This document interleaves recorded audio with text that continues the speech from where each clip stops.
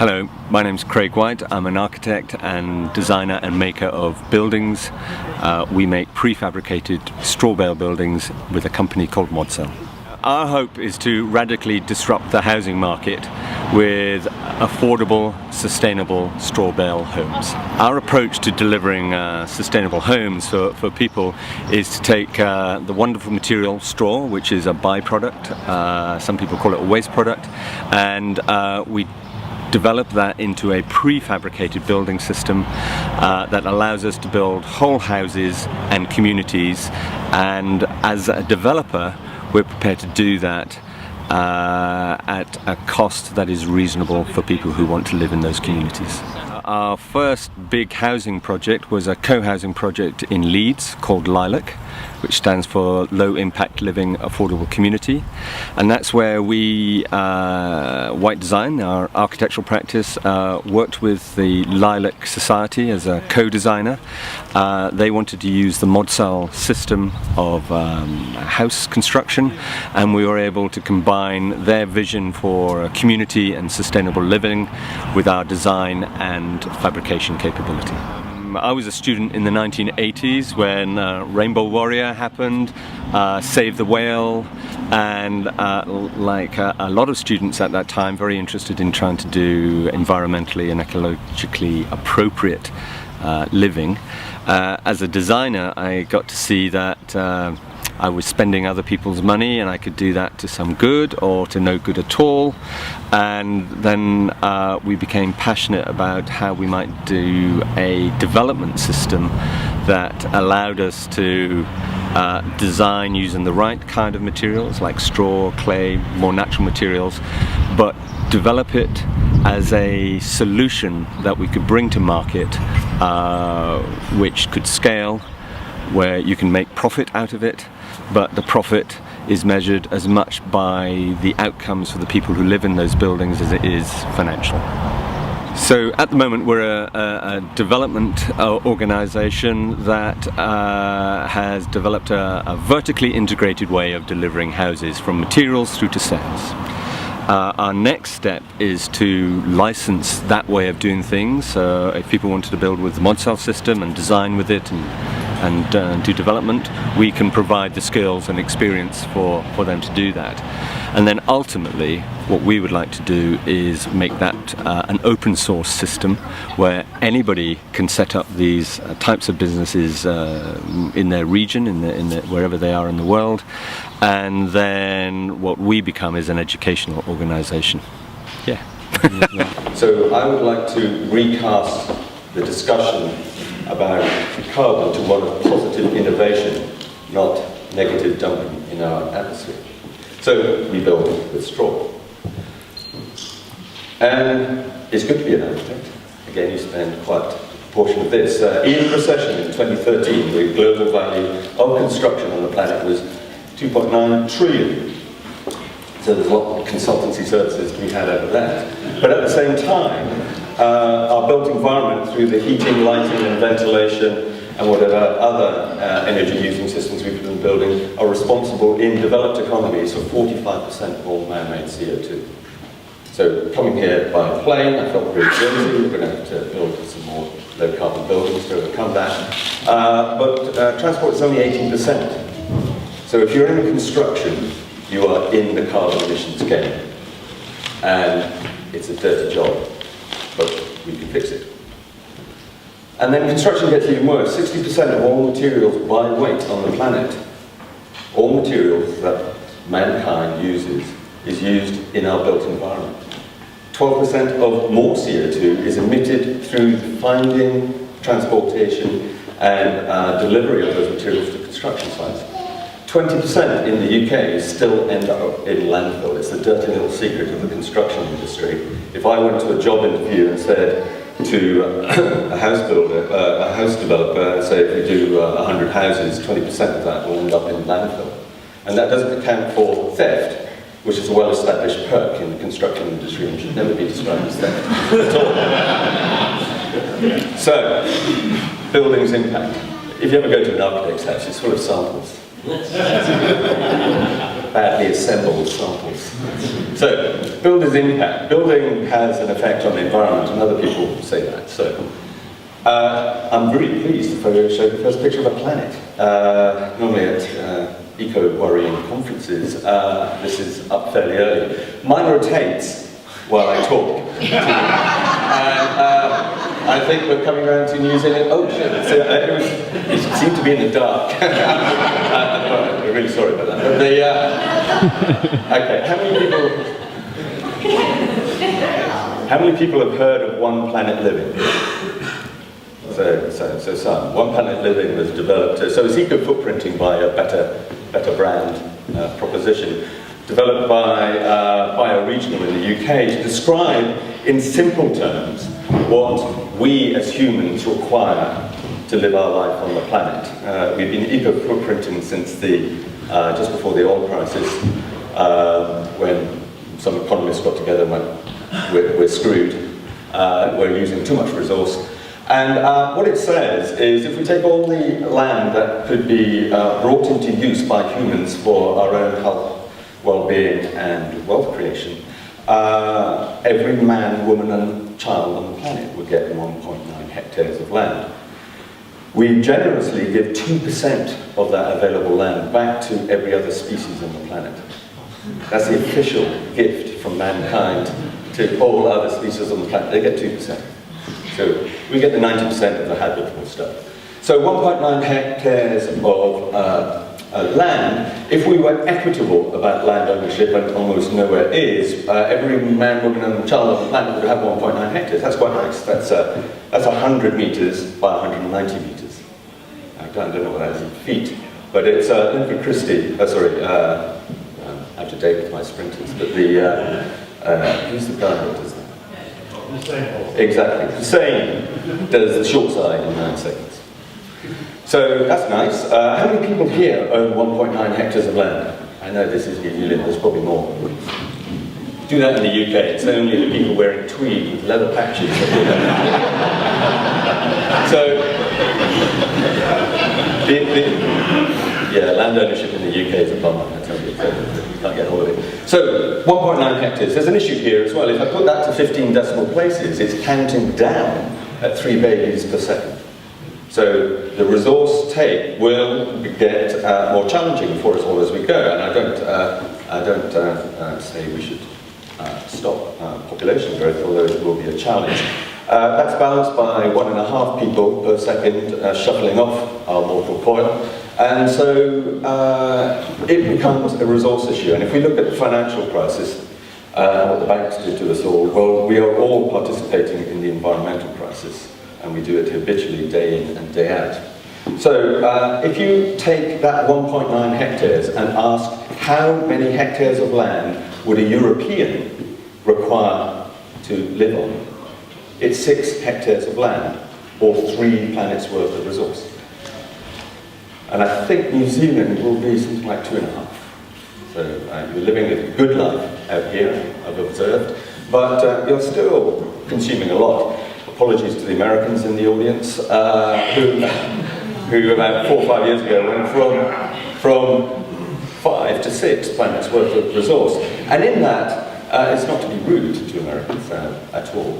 Certainly not in a conference with a number of them in. We do this in Europe. and it gets a bit more unkind. But I'll leave it where we are at the moment. But if you look at European and American lifestyle, you would not say that the American way of life is twice as good as European. So we have it within our own economic ability to say, well, maybe we could halve that. But if I'm a sub-Saharan African, I'm living on a quarter of the planet worth of resource. So the balance is absolutely only made up by 60% of the world's population living in developing economies. So we're going to have to rebalance, and it means we're going to have to consume less and do less and fly less. Let's go to the UK, because we're not that much better than the Americans. But we discovered gas, natural gas. That's a great brand. Natural gas. Got to be good for you, natural gas. It still produces CO2. And the UK was self-sufficient in gas supply in 2004. So we didn't need to import any. By 2020, we will have to import 80% of our gas needs. Where are we going to get it from? So that's our national gas flame. We're going to get it from this man. Anybody know him? I've been showing this slide for about 10 years now, and you know, he's unkind to journalists. You know, you get shot. You say the wrong thing. He's also turned off the gas supply 5 to 6 times in Europe already in order to dampen down supply to make sure prices stay high when he's negotiating with his near neighbours. And in 2008, he switched off for long enough to get the pressure to drop so low that the southern industrial complex had to shut down for 3 days at risk of blowback. Because the pressure was low, the flames would have gone back up the pipe. So, our gas supply is safe in this man's hand. And remember, the UK isn't the end of the pipe, Ireland's the end of the pipe. Northern Ireland doesn't even have gas, it runs on oil. So where does the other 40% come from? Middle East. We're going to get mates rates from Iran, Iraq, Afghanistan, North African producing countries because of our wonderful outreach program. Started by our President Tony Blair. So we're screwed again. So, anybody know what NISM stands for? It's a new word in the UK, and even people in the UK probably won't know what NISM stands for. Okay, so NISM. It stands for Notification of Insufficient System Margin. Only the Brits could come up with that. But what it means, in October last year, our national grid, the pride of a developed nation, made an announcement that we had insufficient capacity to keep the lights on. And then the following week, they then had to pay industry to shut down operations. And then they had to pay 400 times the buy rate for a kilowatt of renewable energy from 4 companies in the UK just to keep the lights on. So we are the first industrialised nation on the planet going into energy failure. So, a rather romantic picture of a blackout during the war. I remember those in the 70s. Through the coal strike, I remember living by candlelight on something called the 3-day week when Britain shut down its energy consumption in order to keep itself going. And we will see brownouts of supply in the UK. So, I'll get onto straw in a minute. But it's always good to point out some of this. So, carbon, the natural carbon cycle. There are 5 carbon sinks on the planet. Atmosphere turns out not to be a great place to store carbon, as it's a bit like feathers in your duvet. It raises the top value of our atmosphere, and we get too many feathers, you get too hot. So that's not good. Put it into the ocean, you get acidification. Unless you're Danish and like pickled herring, that's not really a future for our oceans. Then we have geological carbon sinking. So that's limestone being produced now in the Bahamas, for example. Little phytoplankton absorbing CO2 out of the atmosphere as calcium carbonate. Teeth. That one isn't calcium carbonate, that's a false one, but this one is. And so that's geological carbon sinking, and then we've got soils and biosphere. The nature of the discussion here is about soil and biosphere. And so we're in the living part of the biosphere, we'll end up in the non-living part of it, all of us, so we will end up as biomass. And my proposition is that we need to create a 6th carbon sink, and it should be our built environment. We should capture and store carbon in our built environment, and I'll talk more about that in my other talk. So, we work with photosynthetic ingredients. That's pretty cool. So we decided that we would do that. So, I've done this presentation at EcoBill where somebody came up and said, so what is the mix rate of lime juice in Render? It just makes for a nicer PowerPoint presentation, and just to reassure you, the only thing I know to do with lime is to mix it with gin. So what we have is a 40-year carbon capture, a biannual carbon capture, and a 160 million year old carbon capture. So those are our carbon ingredients. And then our whole world was that if the challenge is to decarbonize or make our our way of building our homes more sustainable, then we needed to be able to do that at enormous scale to simply reduce the impact of everything else that happens in construction. So we ripped off. Very simple, old good innovations require you to copy somebody else's. And we looked at IKEA, a prefabricated system of furniture manufacture, and said, could we not do flat pack component manufacture with straw? And so we worked with glue laminated timber beams to effectively reverse the Nebraskan method of putting a window in a wall, which is to you build your straw wall, you put a sleeve of timber into which you put your window. All we did was do a 180 on that and said the whole wall should be within the timber frame, and then we fill it up with straw, and then windows are the absence of straw, and then we frame again. So that's a panel made out of 40-year-old carbon capture and annualized carbon capture. And we had no money. The road to hell, or insolvency at least, is paved with prefabrication innovation. Trust me, I know. I have the scars to show this. But the designers are always really clever. They go, oh, we could design a prefab system. Yeah, it's really cool. But you need somebody's money, again, to make that happen. And so it was really good that we had no money, because we developed a system called flying factories. Today, you call that a pop-up factory. It uses Japanese just-in-time manufacture, where the IKEA components arrive in a farmer's barn. We source the straw locally. You can see it's a farmer's barn. There's a John Deere combine harvester in the back. There's some lime, there's some straw. And so we only manufacture the building near the site for the duration of the site, and then we shut down operations. So we don't have annualized overheads, we have project overheads. And that's a simpler, more economic way of doing prefabrication. And so there are those big components. This is for an office building, so they're very large. And so these guys are construction guys who work locally. We have one guy to set up a factory, and we can have up to 40 people working in a factory, depending on the size of the project. And then they come together and they do an IKEA assembly. And I can tell you, I built these things, and they're easier than an IKEA cupboard. We only have screws and bolts, a hedge trimmer, and a persuader. Which most of you know what persuader means. That's a big rubber mat in the background. So we're able to do straw bale construction in the dry, on a farm. The toilets are reasonably clean. Not all farmers are delightful about their sanitation, hygiene. But you know, there's an office nearby and stuff like that. So we can do everything you can do on-site, but off-site. And we do it near-site. And there are all of those components sort of assembled together. And then we were able to do this. We do Amish barn raising in a barn.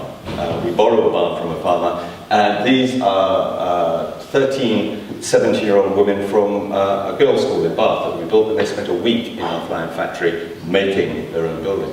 And if any one of those ever decides to get into construction, design, engineering, or whatever, logistics, we'll have done a pretty good job at the same time as building a straw bale panel.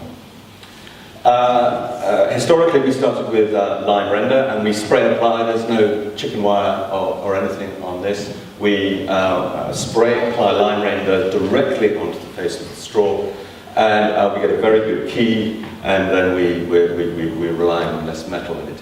And so line render is great. It's 160 million year old carbon, and uses half the energy than Portland cement. So there's this kind of interesting journey that lime is okay, but Portland cement isn't. And I don't know where the boundary line currently sits, because it's the same stuff, just heated to double the temperature of lime. So we will need to just work out where our boundaries actually are. Because if you want to go low carbon, don't use lime. If you want to go really low carbon, use clay and adobes. So this is what the system looked like in 2007, 2008, when we were planning to build the project I'm about to show you, which is effectively a glue lamp frame slotted down over a sole plate and then the straw bale. So from inside to outside, it's 30 millimeter of lime render with a lime plaster on it, and then 30 millimeters of lime render wire combed back to give a rougher surface. This is what it looked like in plan. Anybody doing passive house will go, thermal bridging, you're leaking through the thermal bridge.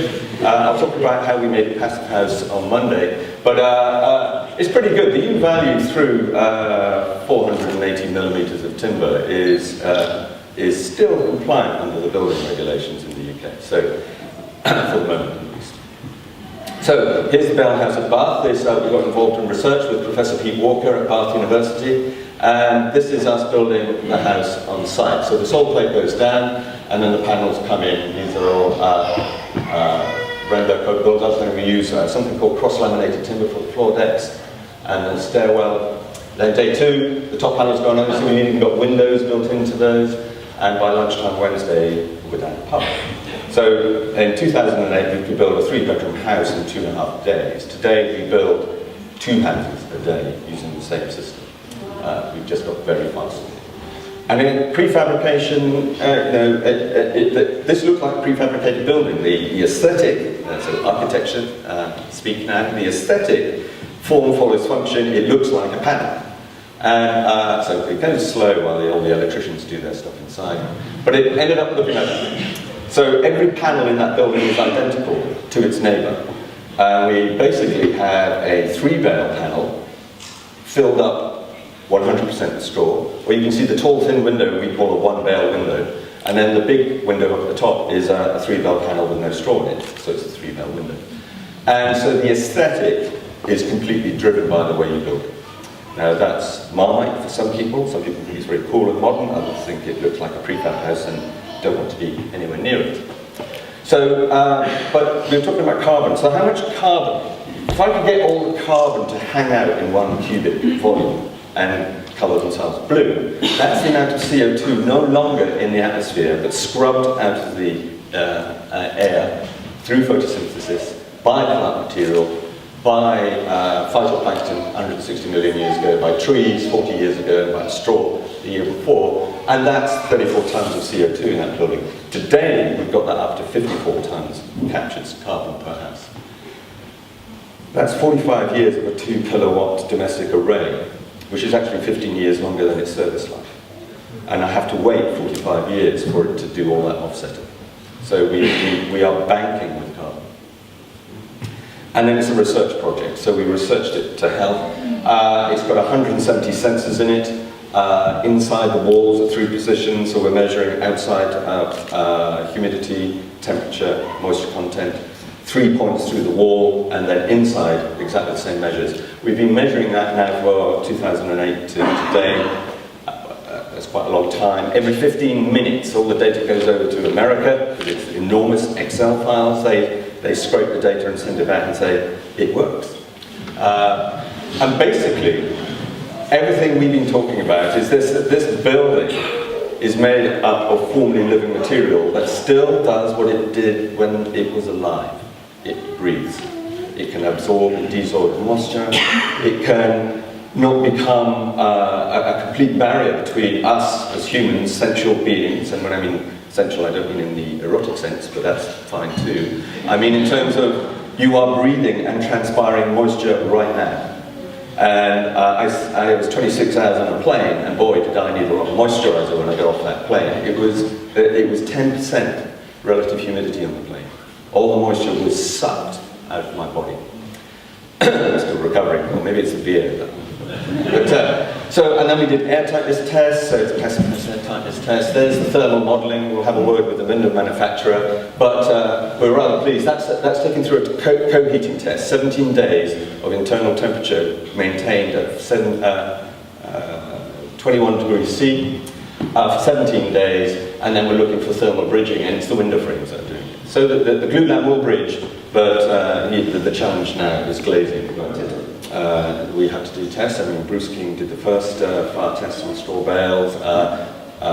Yesterday, Paul Jackman talked about the half-hour test. This is the 2 hours, 45-minute test panel, where eventually they just said, sorry, you haven't paid for a 3-hour test, you have to stop. So, which we did, and because it was £10,000 to test.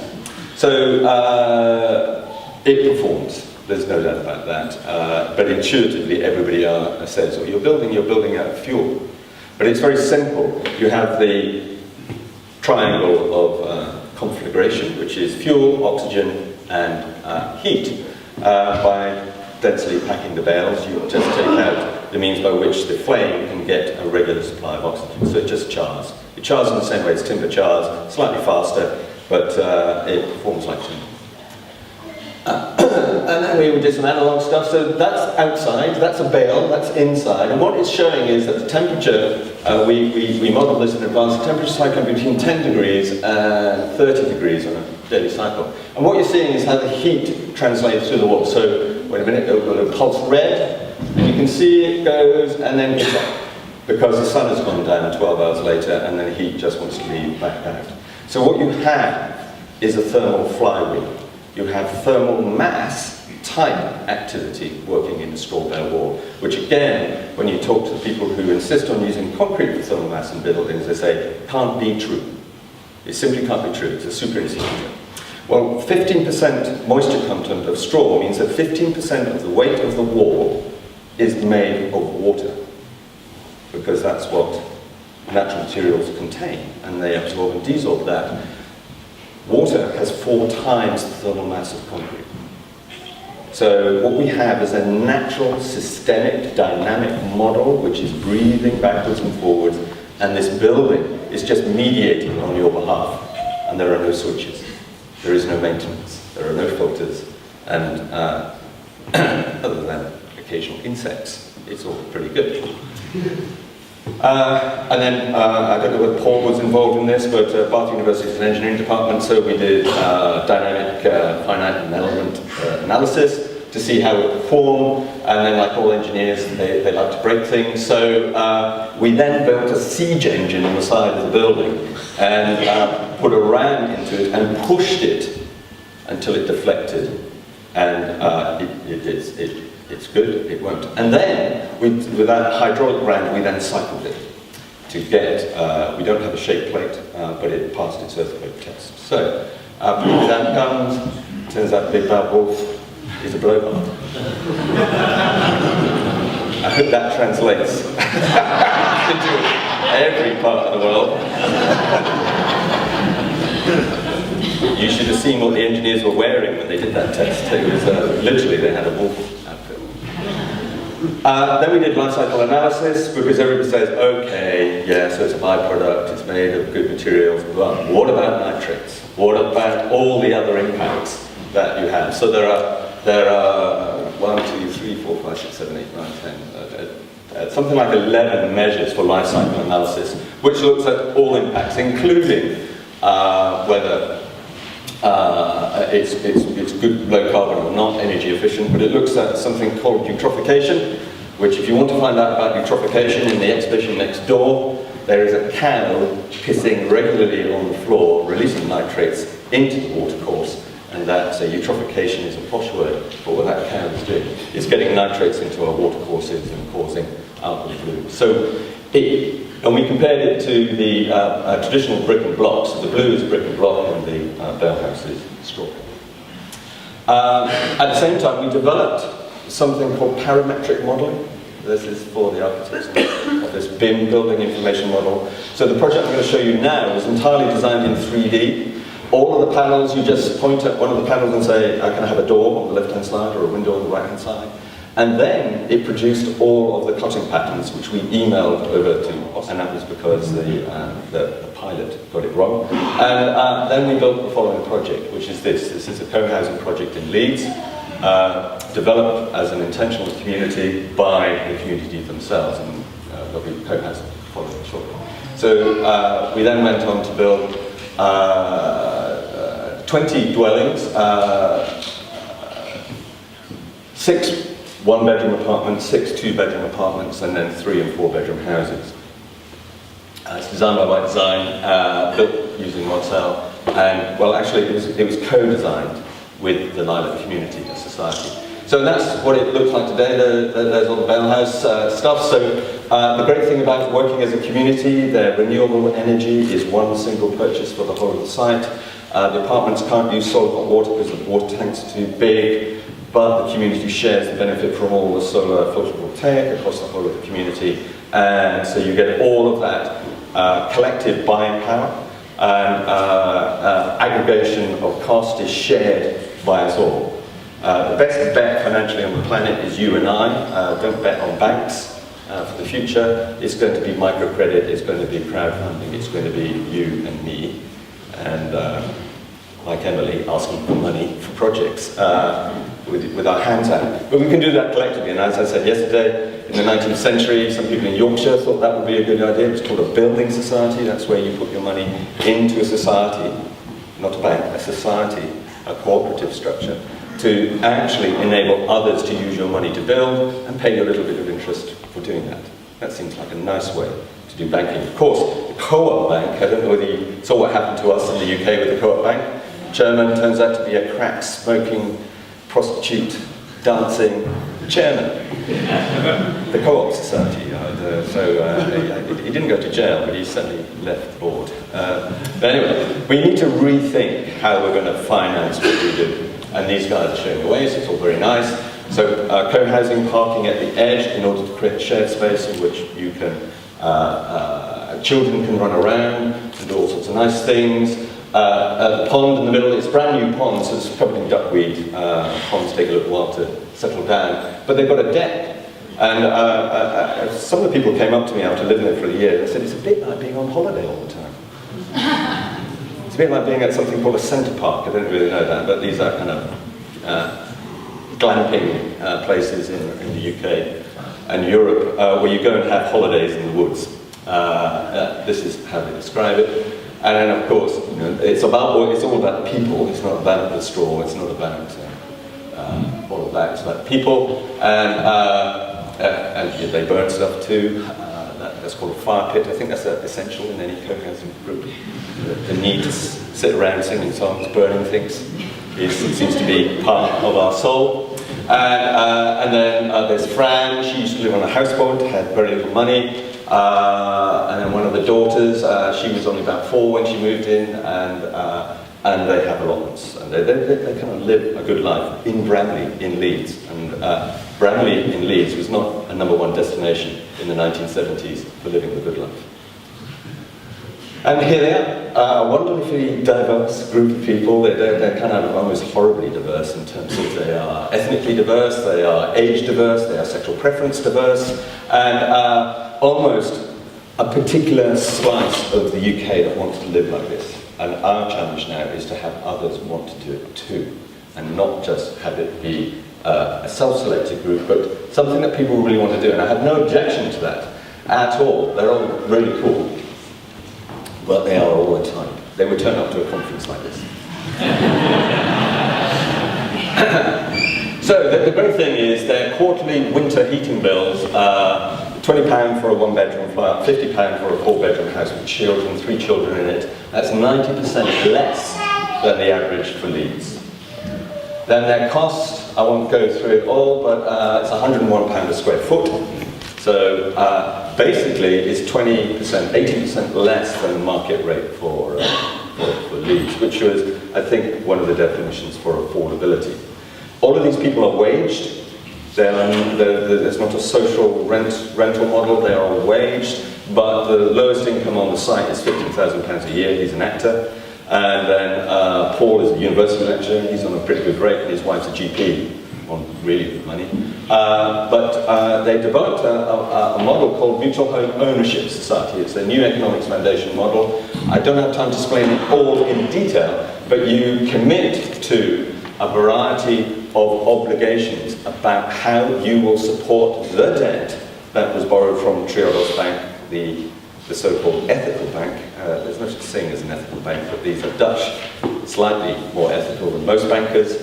And they were willing to do this, but the rule for that Lilac gave to themselves was that 35% of your net disposable income, no matter what you've earned, service the debt. And what they've done is they've unhooked a bank's view of your ability to service the debt to a community's view of how it services the debt. And basically, the way the out-of-work actor pays, he just takes longer, whereas a bank wouldn't accept that. The bank would give you a term in which you would have to service the debt.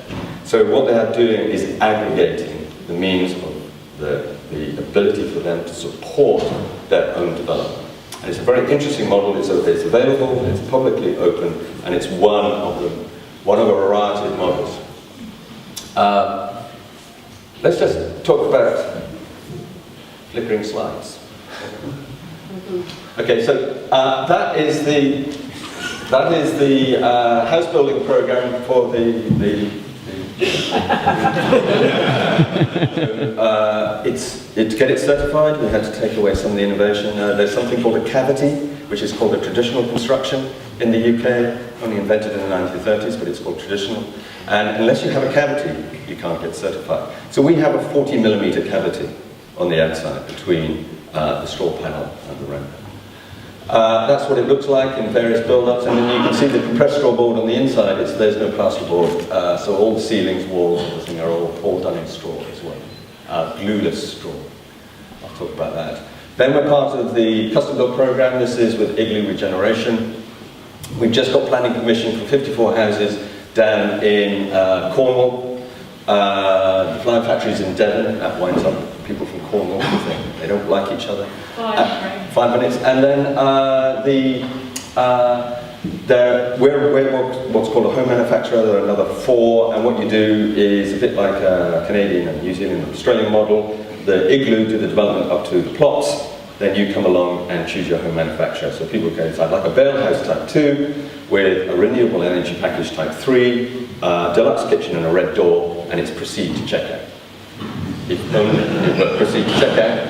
It's a 3-stage mortgage payment done by the build store in the UK. Because we don't know what the development will look like until it's all built out.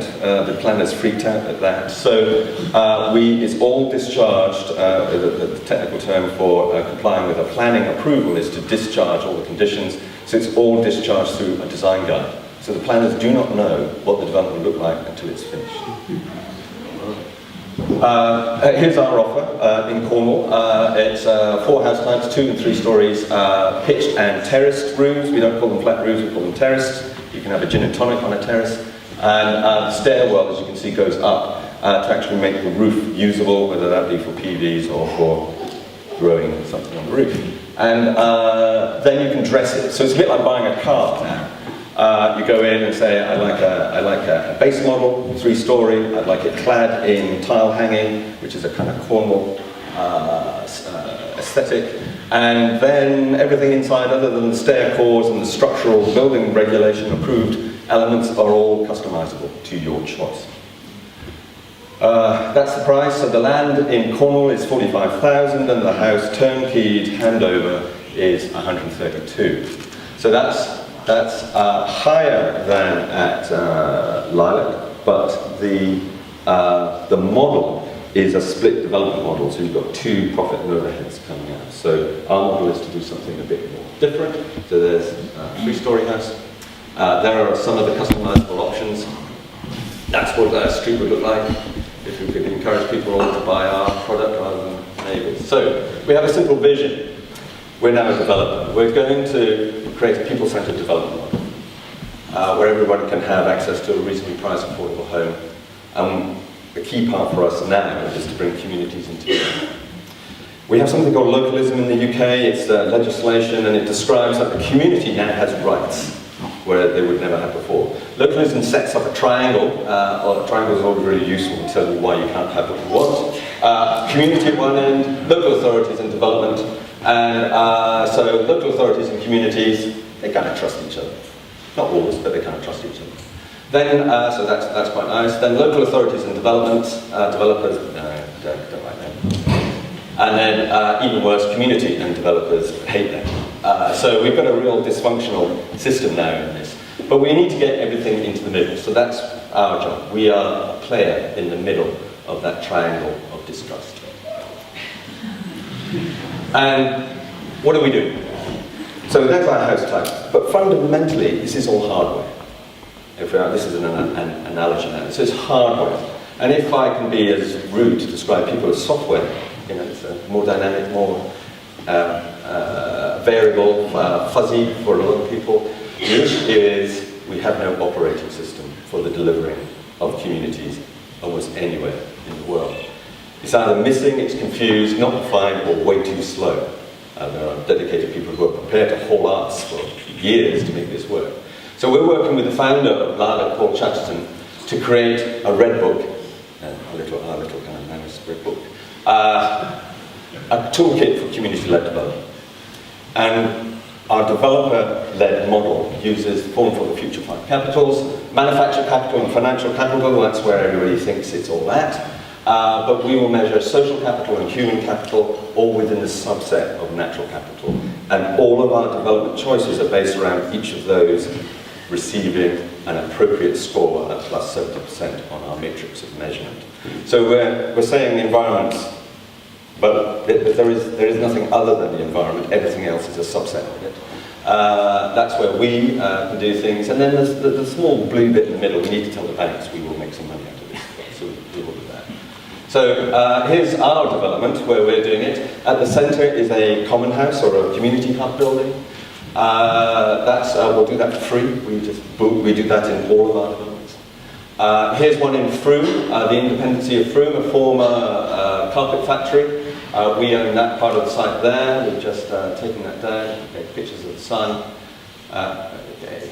This is when I'm talking to students. The sun does rotate around through all those things. The sun generally blows from that side in the UK. There's the entrance. It's a bit noisy there. And so our response is to do a layout map. And the little orange building is the community hub. I'm now going very fast, so if we zoom in a bit on that. Oh, and then we've got this bit. Watch that bit later. That's a 140-metre long warehouse door. So there we are, there's the layout. We are actually doing this as site-led co-housing. We are inviting people, should they choose, to come and work with us to form a co-housing unit. What we can't do is co-housing, we'll do is custom build, and we can't do is custom build, we will build and sell anyway. So if all we're doing is selling straw bale homes, reasonable price, super insulated, low carbon, it's a dirty developer job, but we will do it. There's the co-housing layout. It's a split level. Let's get to the more interesting bit. So those are some of the houses for the co-housing group.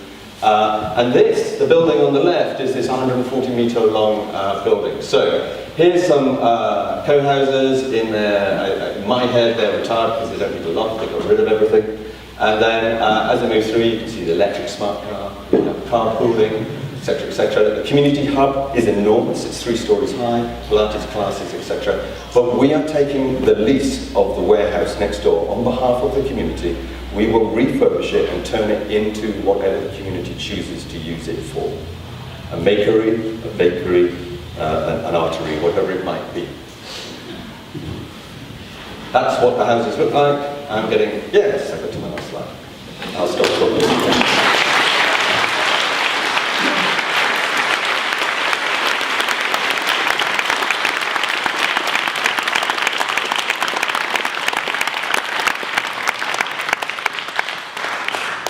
Great, I think that's probably stirred up heaps of questions, and we actually will only have time for 2 or 3. So I can see a front row question, then I'll go down the back.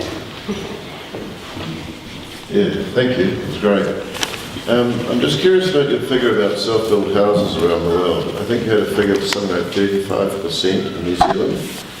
I would think we'd have 1%, maybe 2%. So I'm just sort of curious as to where these figures have come from, really. They're government figures. They went around and asked, when they got the data from, I don't know, but I do know it's 15,000 in the UK.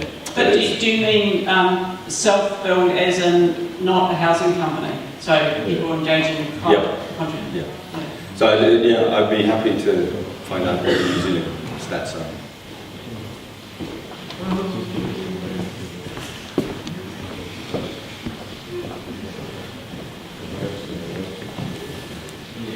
Craig, it's a delight to see someone with one foot firmly planted in mainstream architecture and the other in...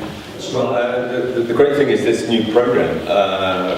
Well, you either kind of don't like it because it's the Tories bringing this to market, but what they're doing is unlocking access to land. What I didn't say is that every local authority in England is obliged to create a register of land they own. Once it's on the register, they can only sell it to custom builders. So we are one of a number of people trying to engage in that sector. So there are at least 6 others I know of. Not all of them would be ecological by any manner of means, but they are wanting to deliver a different housing product. Anyone who's from out?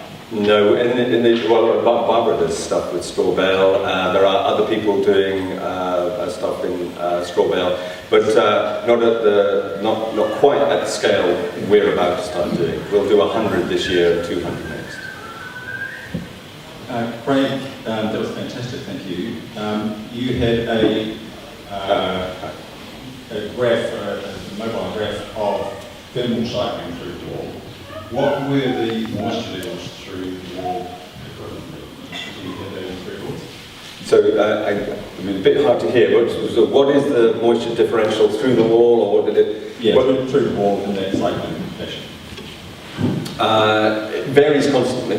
Basically, we were taking data every 15 minutes, and literally the building is just moving up and down. The weight of the wall would increase by 20% during the day if the moisture would rise and fall. So on a very wet November, horizontal rainy day, the outer third of the straw bale could get up to 23, 24, but as soon as it stopped raining, then the moisture dissipates back out. What we saw is that actually it never got through to the inside.